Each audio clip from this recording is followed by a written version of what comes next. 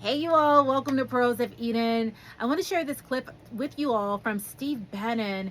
Steve Bannon was released 5 days ago and he gave a press conference that was dropping all kinds of gems for those who have ears to hear.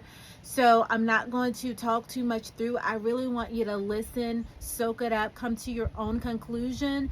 This is what we see lawfare being used when you can throw someone in federal prison for a misdemeanor. If it can happen to him, my God, it can happen to any of us, right? So this is why we have to fight against censorship. They want to shut people down from speaking. They want you to just go along to get along. But, there's always a price to pay for truth. And you have so many people that are willing to stand and intercede, even if it means going to jail, even if it means being shot at, even if it means the lawfare that's coming against you with all types of false allegations only to keep you out of the White House. It's insane the measures that they have gone to fight this man. That should say enough. That should tell you enough about who is who, right? Um, but let's take a look at Steve Bannon and listen to his press conference, fresh out of prison. Early voting. Before then, we have to deliver 85% of the people to the polls next Tuesday. He understands that we are the focus and back of people like the Elon Musk of the world and the money he's putting in for his effort, and Charlie Kirk and other independent groups out there that are putting in, that we're driving and enlightening the grassroots movement of the Trump MAGA movement to show up next week. That's number one. And number two, we had Bill McGinley and Mike Davis and others on to talk about the election integrity, the efforts that they're making, and quite frankly, places like Pennsylvania, that looks like the election administration is a little bit of a dumpster fire right now. 4 years ago, you urged then President Trump to declare victory on election night, when you knew all well that there was going to be a decent chance that we would not know if the ballots had yet to be counted. Hang on. He went out and did exactly that. Have you urged him to do this? Hang on for a second. When I said that 4 years ago, it was, why did I say that? Why did I say that? Because a guy named Mark Elias came up with a report that two individuals, Bill McGinley and Raheem Kassam, helped deconstruct in July of 2020. And he walked through how the Democrat Party was going to steal the election with illegitimate mail-in ballots. He said, illegitimate ballots. They were mail ballots that American voters cast. I totally. By the way, we can argue. We can adjudicate that. Hang on. We can argue that. We can argue that President Trump came up at 2:30 in the morning and talked. He should have done it at 11 o'clock at night in 2020. Okay. I am urging President Trump, if the votes come in like it looks like they're going to come in, he should step up and inform the American citizens of exactly what's going on and not keep people in the dark like was done in 2020. So President Trump should step up and walk people through state by state of where these leads are and how these leads came about. I actually think that is an amazing idea, to give the people a play-by-play of what's going on, because we all remember what happened. We went to bed one way and we woke up and it was totally the opposite, right? But the Bible says that at night the enemy comes and he sows tares. And I just think that that's a wonderful idea, just to keep the people abreast of what's going on. And we all know that this election, we hope that the final decision is made that night, that is such a blowout landslide victory for Trump, that we know the results by the end of the night. But we also have to understand that this thing may also play out a little bit longer than what we expect. So we've just got to, oh boy, it's been a long ride, right? We just got to stay the course. We're not prepared. We're not prepared to have in the dark of night all the problems that happened last time. Okay, the 2020 election was stolen. Okay, I will never back off that. And we know that you wanted him to stay on as president. We know that you wanted the election. I didn't want that. What I wanted was I wanted the will of the American people at the ballot box to be effectuated. I want the will of the American people at the ballot box to be effectuated. That's what I wanted. Elon Musk, as you know, Tulsi Gabbard was a Democrat. Robert F. Kennedy Jr. was a Democrat. Elon Musk was a very progressive Democrat. They've all become awakened by the MAGA movement. Today, I think he's one of the strongest supporters of the MAGA movement. He's gone through a awakening that I think very few have come. I totally disagree with many of his positions, particularly about the Chinese Communist Party and others. But as an American, he has done, I think, something very smart, and that is put money in back of grassroots organizations and people to do something simple. And that's, and that's to get out the vote here in the 2024 election. So you don't mind someone who would take a check from Adolf Hitler as long as it's from Trump? No, what I said is he's gone through a great awakening, right? And I think if you talk to him, he has gone through a great awakening. These are facts, you all. The great awakening is happening, and that is the exact words the Lord gave me in 2020 to proclaim that the great awakening was happening, and we're seeing it in 2024, you all. And when I heard him say that word, great awakening, it was confirmation to me in so many ways. But not only people like Elon Musk and people like Tucker Carlson, but the world. There are so many people that are awakening to the truth because it's time.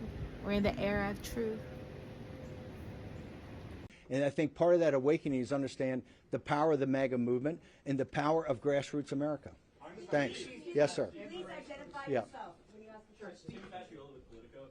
I'm not sure if you saw, but the mayor got indicted while you were away, and there have been members of his legal team who say that his best bet is for a Trump presidency to succeed, and then Trump to pardon the mayor. So I'll repeat the question so people can hear it. So this is a question about Eric Adams and about he thinks about Trump's. I have no earthly idea about Eric. Well, not about. I know see what Eric Adams has been charged with, but I don't think. I think it's. I have no earthly idea about that, and all I know is President Trump thinks that New York City, this metropolitan area, is in deep trouble. Right, rising crime. The streets are filthy. I think President Trump has not been a supporter of things doing with Eric Adams, Mayor Adams' administration. So I don't know. You should ask President Trump that. Steve, yes, sir. From New York Magazine. What are you going to do over the next? You've got 6 days. You're out now. You've got 6 days between now and the election, and then maybe some period afterwards in which this will be still at stake. What are you going to be doing during those days besides the war room?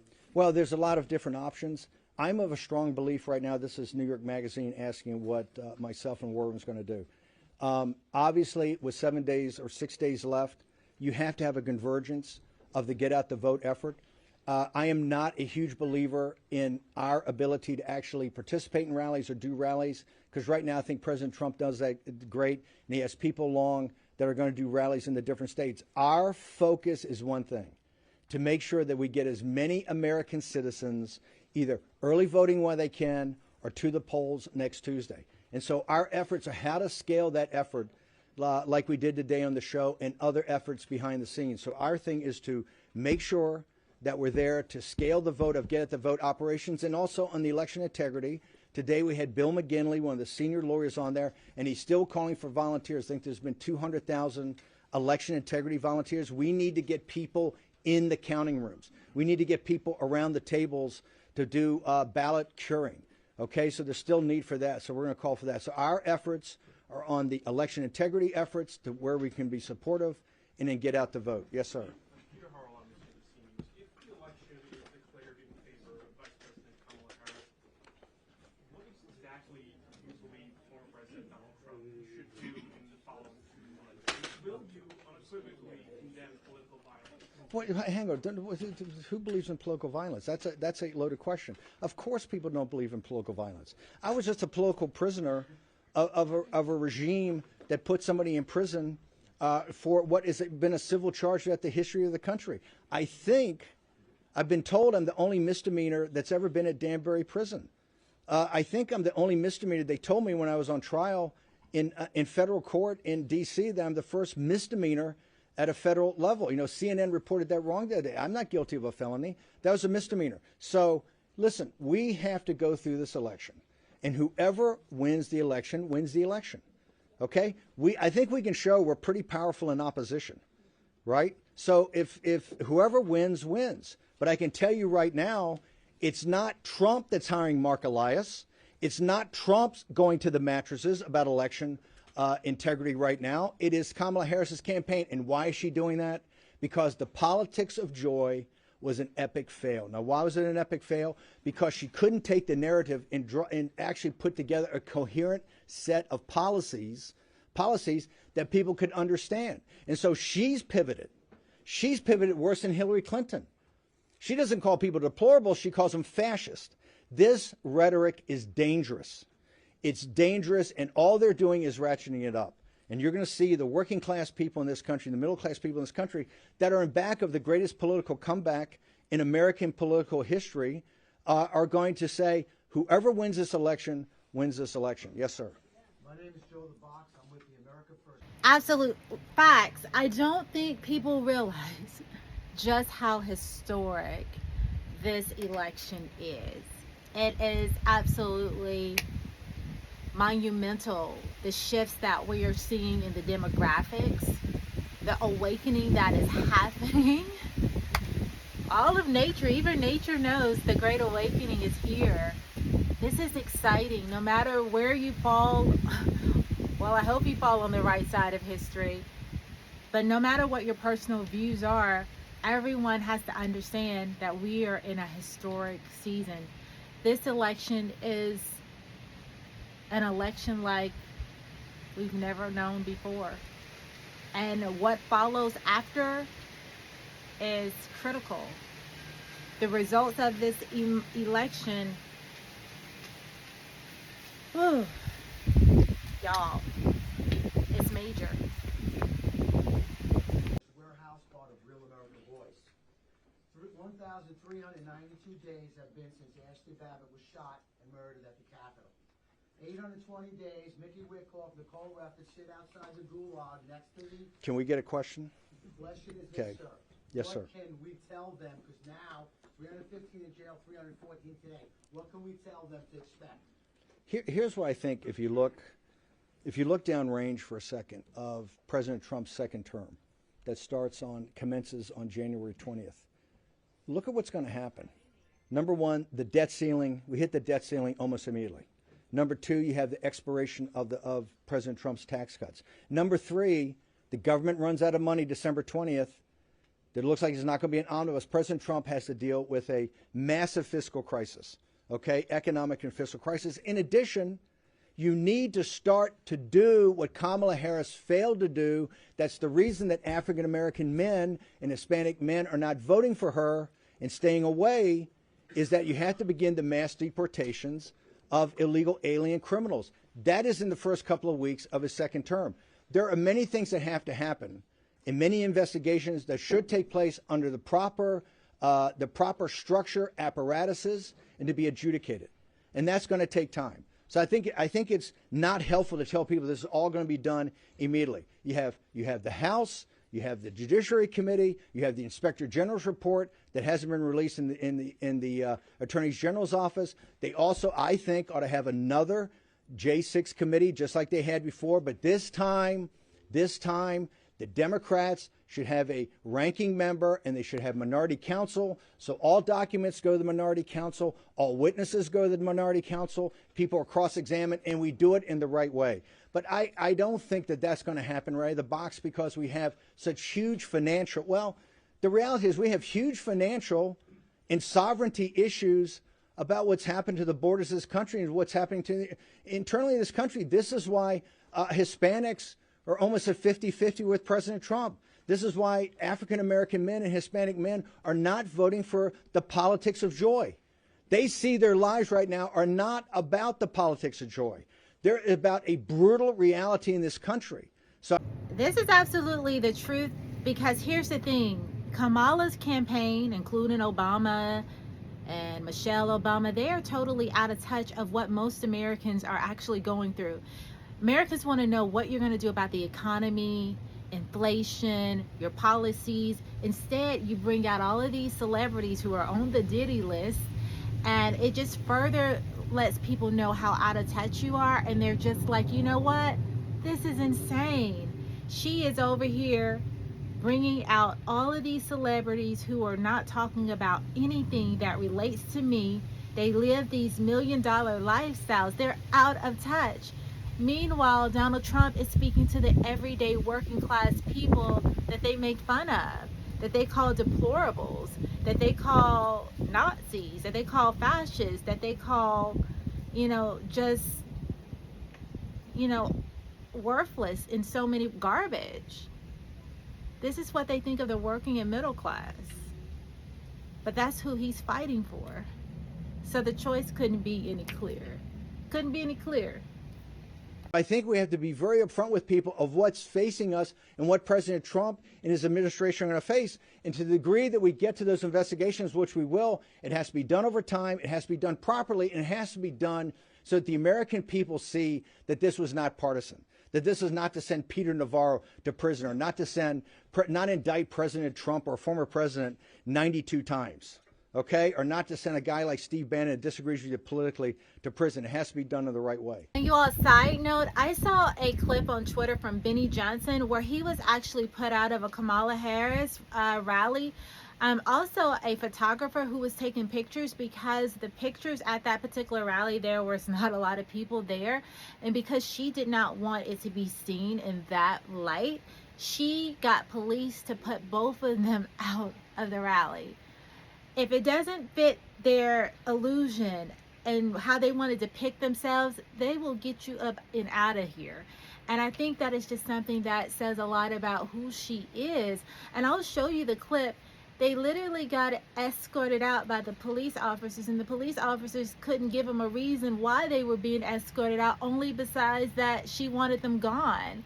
And even if you don't agree with someone politically, if you say you're the party of unity, if you say you're going to serve all of Americans, if you get in office, no matter what their views are, you're going to be a president for the people, you're not displaying that when you put people out that don't agree with your ideologies, your rhetoric.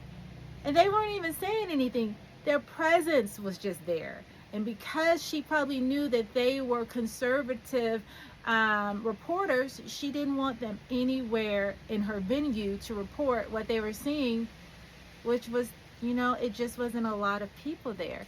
The only time people come to hear Kamala Harris speak is if there is a celebrity on board so that they can get a free concert. And I'll never forget when we were watching the DNC, I'm so glad when we were doing all of the coverage on the DNC, one of the things that stood out to me, I said, these people like to party. They like to party like Diddy. And I actually said it, this is the Diddy party. And now we're hearing it all over the place. But the reason why I said it was because sometimes you got to tell people no. I said you got to tell Kamala no because she likes to party. And you got to tell the Democratic Party no because they like to party. And they have become the party of the diddler list. They've exposed themselves. It's unbelievable. But let me show you that clip. You've got to see it. There are still 315,000 vote by mail ballots out there. And every single one of those votes matters in this fight.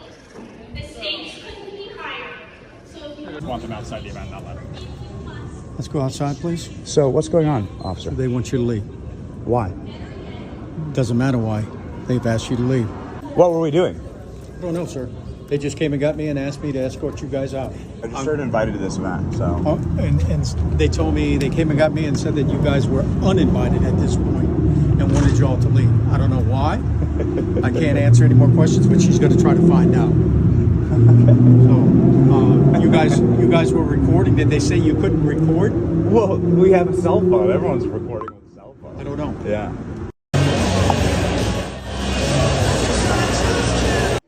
Yes, ma'am.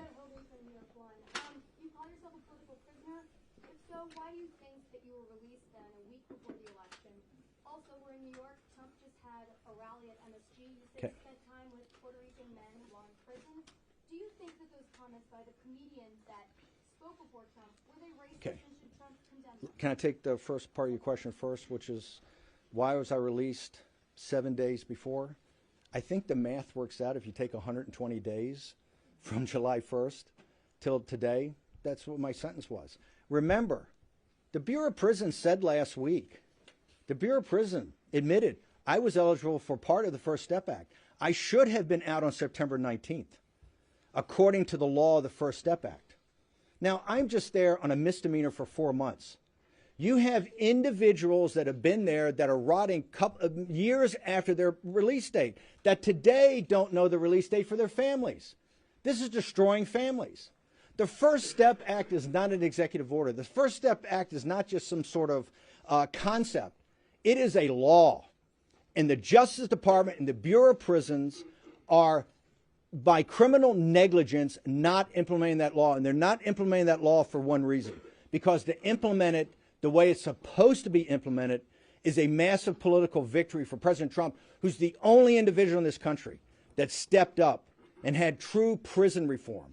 And this is one of the reasons that African-American families and Hispanic families think so highly of him. And this is one of the reasons that the queen of mass incarcerations, which is Kamala Harris, is not. Let's talk about. The Lord has given me sharp ears. And what I heard from Steve Bannon, whether he realizes that he said, witches, Kamala. Kamala is Queen Jezebel. If you have not realized. I don't know if he realized what he was saying, but I heard in the spirit. Witches, Kamala. Keep watching. About the Puerto Rican situation. Why is President Trump, why is Florida no longer a battleground state? One of the reasons, and significant reasons, is the Puerto Rican support of President Trump and his policies. The Puerto Rican people in this country, American citizens, support President Trump and support his policies. If you look at 218 and 219, why is he resonating with Hispanic families almost 50-50? Why with African American men? Because the economic policies of President Trump had blue-collar workers getting higher increases than white-collar workers, non-college graduates getting higher wage increases than college graduates in 218 and 219, with almost zero interest rates and almost zero inflation. Okay, that made more money in their pocket. They understand the economic times were better then. This is one of the reasons that the politics of joy didn't work. And when she pivoted to this dark night in America, it's not working either. They support President Trump, and he's going to get historic numbers. President Trump is bringing working class people together. And I can tell you what I saw at Danbury.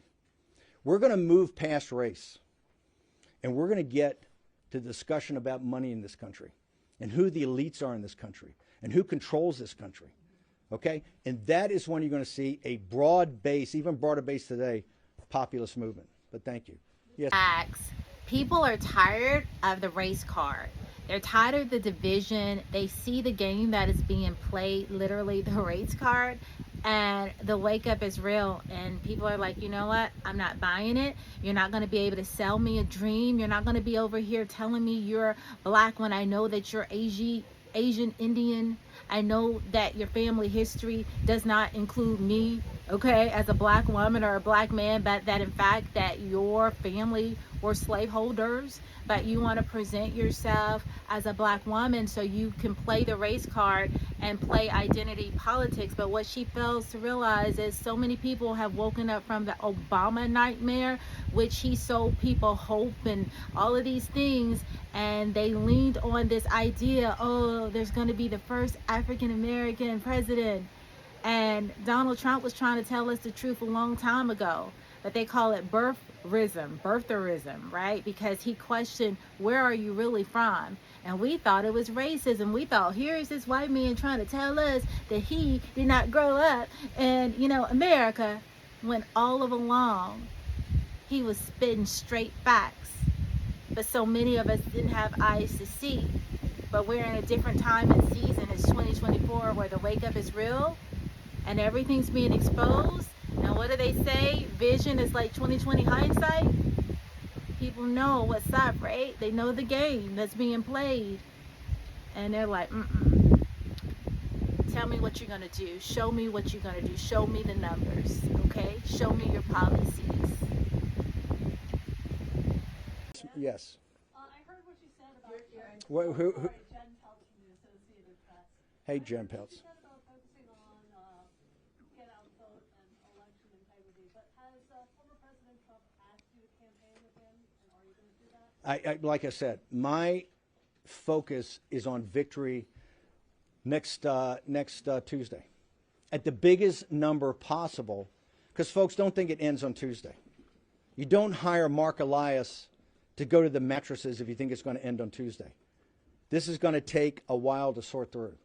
Okay, and you can see by the election administration problems in Pennsylvania. You see what they're talking about in Maricopa County already, about how long it's going to take to count the votes, right? This is going to go on. So it's most important for President Trump and his followers to make sure that we put up the maximum number possible. And one of the things I don't like, even hearing, is people talking about roles in the administration, or people talking about, oh, let's go try to win the popular vote, or people talking about, oh, we're overconfident. There's a lot of confidence. We should run now like we're 20 points behind and run hard. And that's all my focus is. The way that we can scale that on the war room is what I do. Like I said, President Trump's going to do the rallies. His rallies are spectacular. To me, it's walking precincts. It's working phone banks. It's going door to door. It's sending text messages. Yes, ma'am.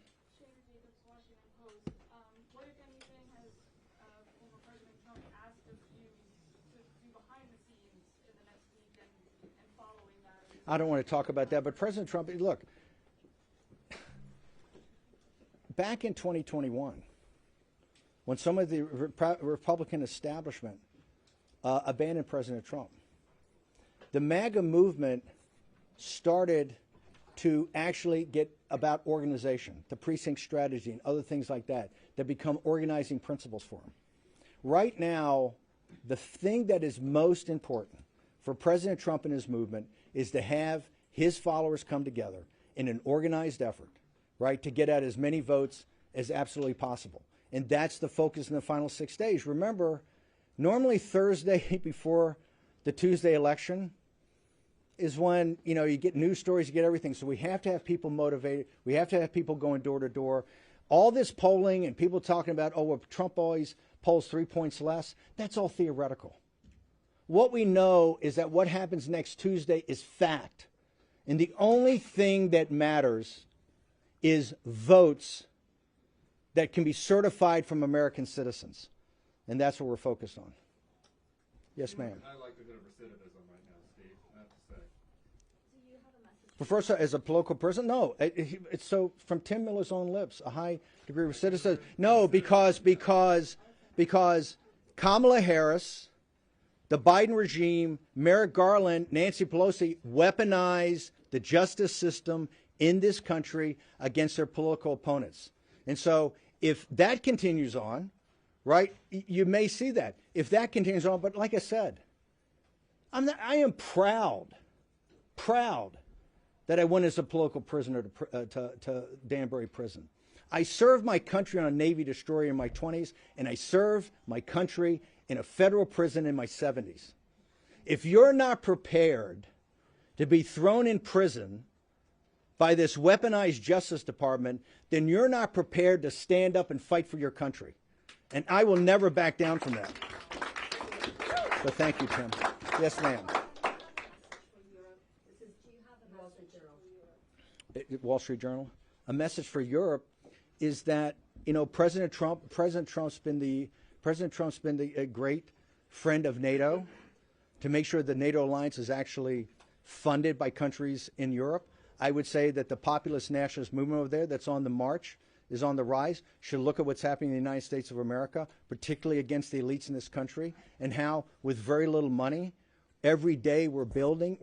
Like I said, we're going to move past race here. You're going to see historic numbers, I think, of African American and Hispanic men that do not vote for a Democratic candidate. So we can move past these things that have held us back in the past and get to the sunlit uplands of talking about power and control and money. Yes, ma'am. Mediaset, Italian television, largest broadcaster in Europe. Follow-up is, why is then Europe looking at these elections as if they were their own, and why are they so afraid of a Donald Trump win? I'm not sure Europeans are so afraid, but that European elites are so afraid. There's a big difference. Number one, the European elites, the elites and the wealthy in Europe have not paid their fair share. Right? Listen, our defense budget's almost $1 trillion a year. A lot of that goes into NATO and supporting allies throughout the world. that we need our allies to pitch in, particularly the wealthy allies in Europe. Europe does not carry its weight on its defense. And if the Europeans are so concerned about Putin and KGB and the Russians, they're going to have to step up to the plate and be even a bigger part. And President Trump, and Stoltenberg said this, there wouldn't be a NATO today if it was not for President Trump and what President Trump did in assisting NATO to actually start to pay more of its fair share. The European elites, of course they hate Trump because they understand President Trump is a populist nationalist. They understand about what he's talking about is trade. They understand what he's talking about tariffs. They understand he puts American citizens first, and he puts American citizens' economic benefit first. So if I was an elite in Europe, yeah, I would be quite concerned about Donald Trump because, number one, it's going to inspire populist movements throughout Europe to actually get off the dime and start winning elections and winning them big. Yes, sir. Scott with CBS. Can you clarify what you're telling my colleague? What would you encourage Mr. Trump to say on election night before the states are all projected? When you say the states are all projected, it doesn't make this about the states projected. President Trump, to me, hang on, should go before the American people, and I thought he should do it last year in 2020 at 11 o'clock at night, not at 2:30 in the morning, and explain to American people where the voting is. Right, where the voting is and what's to come, what is still outstanding. The American people, quite frankly, were quite confused in 2020. They don't need to be confused today. And I think you're going to see some big numbers from President Trump. We've already know that, though, that Pennsylvania and Maricopa County and others are saying it could take a while, but he needs to explain to the American people early on exactly where we are in the voting. So it seems like you're suggesting that Americans should be ready for this to potentially take a few days to know who the winner is. I don't say that. I believe that Jocelyn Benson in Michigan has said it's going to take a couple of days for Michigan. I believe the people in Maricopa County just said the other day it could take them 4, 5, or 6 days to figure things out. Not just because 4 years ago on election night, you wanted Donald Trump to declare victory. So well, hang on. Well, we have made significant changes, and mail-in ballots are not what they were. He told us, Mark Elias told us, that on election night you were going to call it what is the red mirage. But just wait 2 weeks when all votes are counted. He didn't say all legitimate votes. He didn't say all certifiable votes. He didn't say all votes from American citizens. He said all votes. Wait till all the votes are counted. And you can only count certifiable chain of custody votes from American citizens. Okay, so we don't want to have a replay of 2020. Changes have been made. I don't think enough changes have been made, but it's election officials in Pennsylvania, it's election officials in Maricopa County, it's election officials in Michigan that are saying right now, and I think some of those election officials are Democrats, some are Republicans, that they don't think that this is going to be, that they don't think they're going to be able to give definitive numbers for a couple of days. But it doesn't mean President Trump can't go out there and explain to people exactly where this is, and I strongly advocate that he does. Yes, sir. Yes, sir. Mark Halpern with Two-Way. Hey, Mark Halpern, how you doing? Appraise the strengths of the Harris campaign, and if you would, just kick through the battleground states and say how you see each one of them. I think the Harris campaign, and I believe this comes from the anti-democratic forces inside the Democratic Party, in shifting out when President Biden was taken off in 10 days off the ballot. It seemed to me at the time that they should have some sort of mini primary so that people like Governor Pritzker and Whitmer and Newsom and Shapiro, whoever else, wanted to jump in here and actually make the case in some sort of period of time up until the convention, could actually go and make a case of what they stand for. But she didn't do that, did she? They didn't do it. It's not just her. They basically told you that she was going to be your president nominee for the Democratic Party. How illegal is that? That is not democracy. We're going to look back on this, and there are so many moments that are happening within this election that are just eye-opening.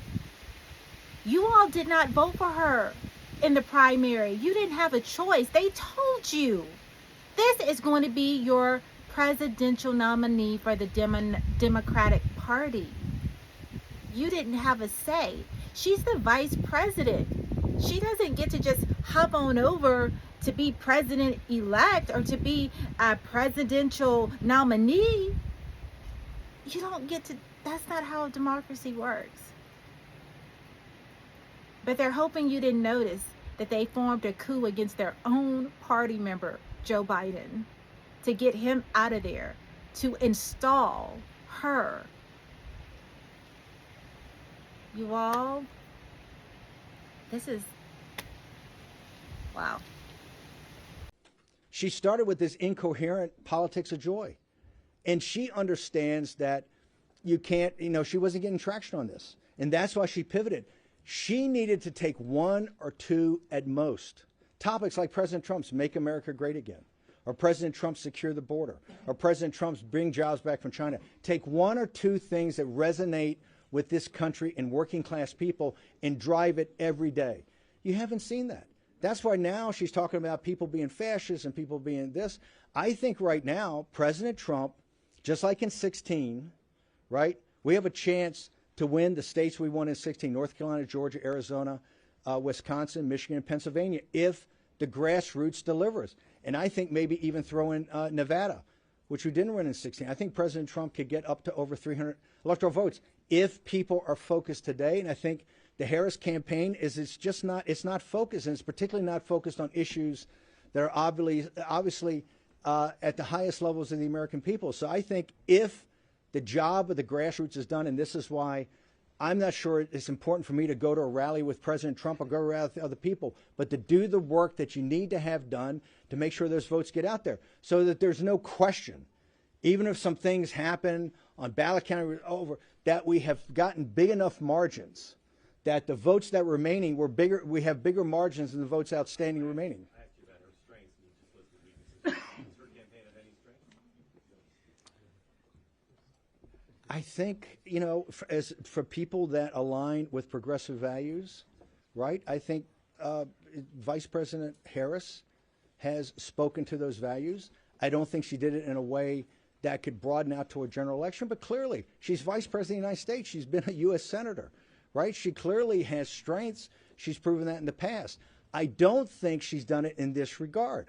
And I think some of her strengths, particularly in areas that she should have been in, like in sitting in the Situation Room and knowing this, when Bret Baier asked her a week ago, what is the number one geopolitical threat to the United States? What is the United States' number one competitor on the world stage? And she instantaneously said Iran.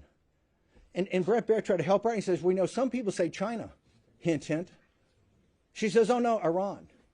If you say that Iran is the number one, a regional power is the number one threat to the United States of America, given what the Chinese Communist Party, which is a mortal enemy, not the Chinese people and not the nation of China, but the Chinese Communist Party, a mortal enemy of the United States. If you sit there and want to be commander-in-chief and you say the number one threat when you have a chance to back off and say it's Iran, you're not ready to be commander-in-chief. And clearly you haven't learned anything or anything important in your 4 years as vice president sitting in the Situation Room. Anybody? Yes, ma'am. Conservative TV station in Europe. Yes. I got a question regarding the European issues. The conservatives in Europe view Donald Trump's potential presidency as a whole. I would like to have your comment on that, and I would like you to emphasize on the role of the American polling voters in this issue. Well, remember, you have conservatives, and then you have populists, and you have nationalists. I think the populist nationalist wing of those conservative parties, I don't think some of the classic conservatives, just like here in the United States, I think there's elements of the Republican Party that don't see President Trump as an answer. They vehemently disagree with us on tariffs. They vehemently disagree with us on things like the U.S. Steel takeover by Nippon Steel, things that a guy like Fetterman would back, right? So I think some of the classic conservatives don't see President Trump as somebody that represents a policy portfolio that would interest him. But I do think that the populists in those countries do, and I do think the populist nationalists specifically do.